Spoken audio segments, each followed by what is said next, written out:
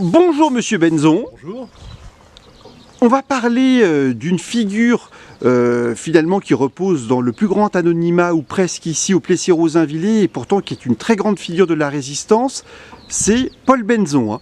En effet, oui, ce Paul Benzon était un cousin de mon grand-père et né à Angestan-Santerre à côté et qui a vécu au Plessis-Rosainvillers.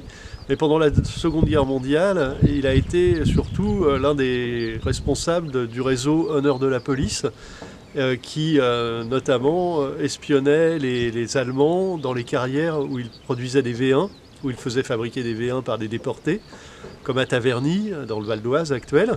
Et ce Paul Benzon, au moment de la libération de Paris, il y a 80 ans, il a pris la tête d'un corps franc et il s'est battu pour libérer la gare du Nord. Il a été capturé par les Allemands et ensuite il a été enfermé dans un hôtel pendant plusieurs jours. Et au bout d'un certain temps, la sentinelle qui était devant lui a commencé à s'assoupir. Il lui a arraché sa mitraillette, il l'a abattu. Il a abattu 3 autres Allemands qui sortaient du bureau d'à côté. Et puis il s'est enfui et il a retrouvé son corps franc avec lesquels il a libéré 3 mairies d'arrondissement de Paris. Voilà. Après quoi, la police a été épurée après la libération, parce que 10% des policiers ont été chassés pour avoir collaboré avec l'occupant. Et lui, ce Paul Benzon, qui était simple brigadier, eh bien, est devenu commissaire de police.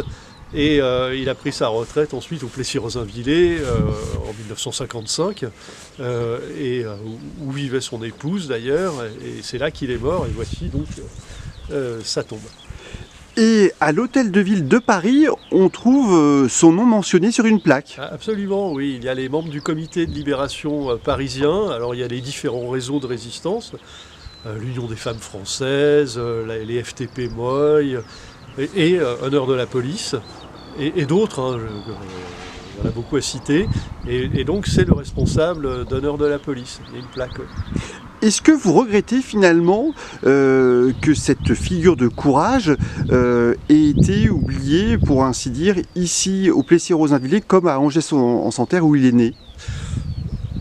Il est mort en 1960, à 60 ans, et donc ça fait longtemps, et c'était probablement quelqu'un qui n'a pas fait trop de publicité sur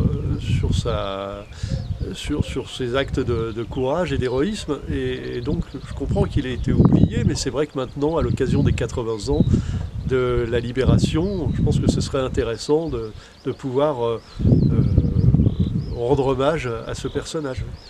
Eh bien, merci beaucoup. Hein. De rien.